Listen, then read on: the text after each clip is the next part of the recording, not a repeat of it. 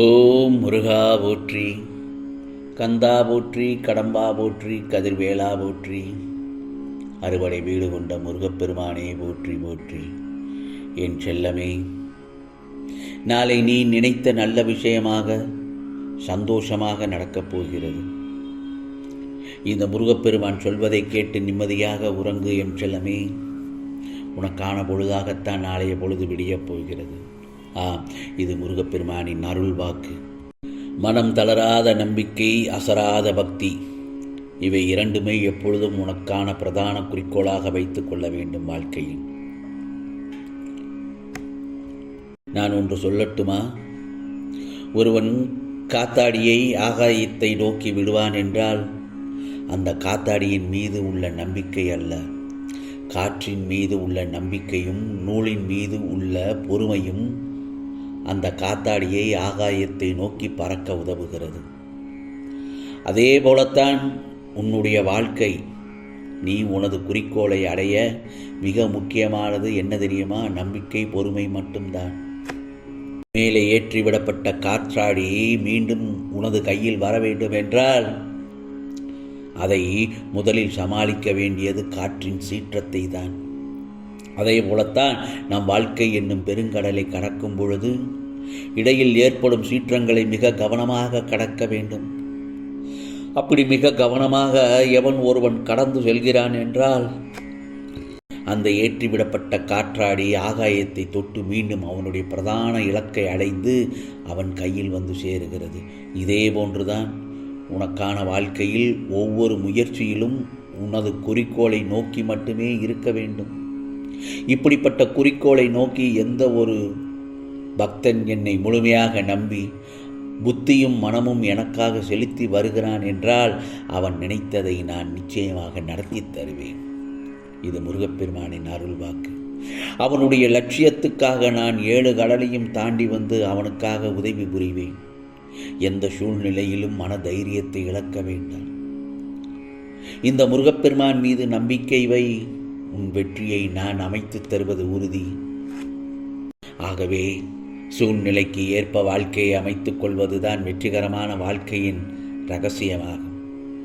இந்த உண்மையை உணர்ந்தவன் வாழ்வில் வெற்றி நிச்சயம். வெற்றி பாதையில் பயணிக்க விரும்புபவன் கடைபிடிக்க வேண்டிய முக்கியமான ஒரு அம்சமும் கூட. தெளிந்த நீரோடை போல மனது தெளிவாக இருக்க வேண்டுமானால் சில அடிப்படை கொள்கைகளை கட்டாயம் அவன் கடைபிடிக்க வேண்டியதும் இருக்கிறது.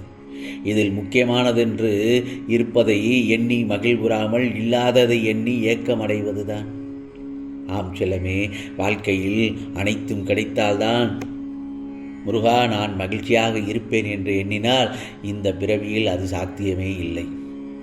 ஏனென்றால் குறையில்லாத மனித வாழ்க்கை என்பதே இதுவரை இல்லை என்பதுதான் சத்தியம்.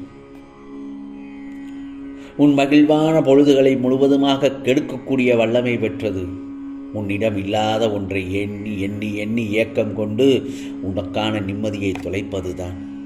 புரிகிறதா? மகிழ்ச்சி என்பது என்றுமே இன்னொருவரால் வரக்கூடியது அன்று.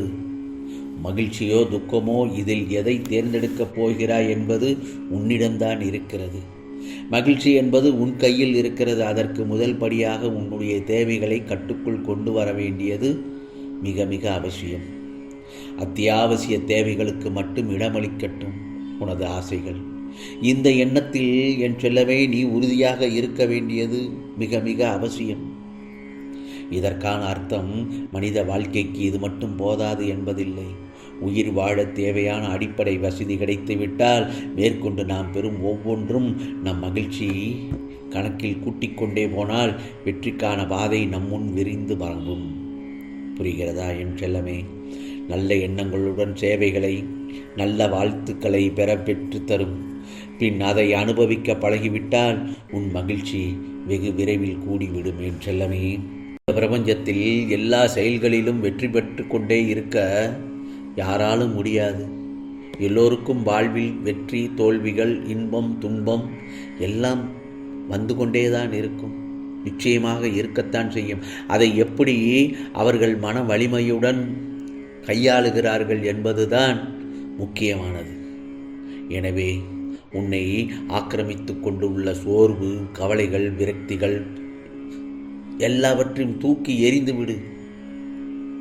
அப்போதுதான் நீ செய்யும் காரியங்களில் முழு கவனத்துடன் உன்னால் செயல்பட முடியும். என் செல்லமே, நான் இன்னொன்றும் சொல்கிறேன். நேரம் இருக்கிறதே, நேரம் அது மிகவும் பொன் போன்றது.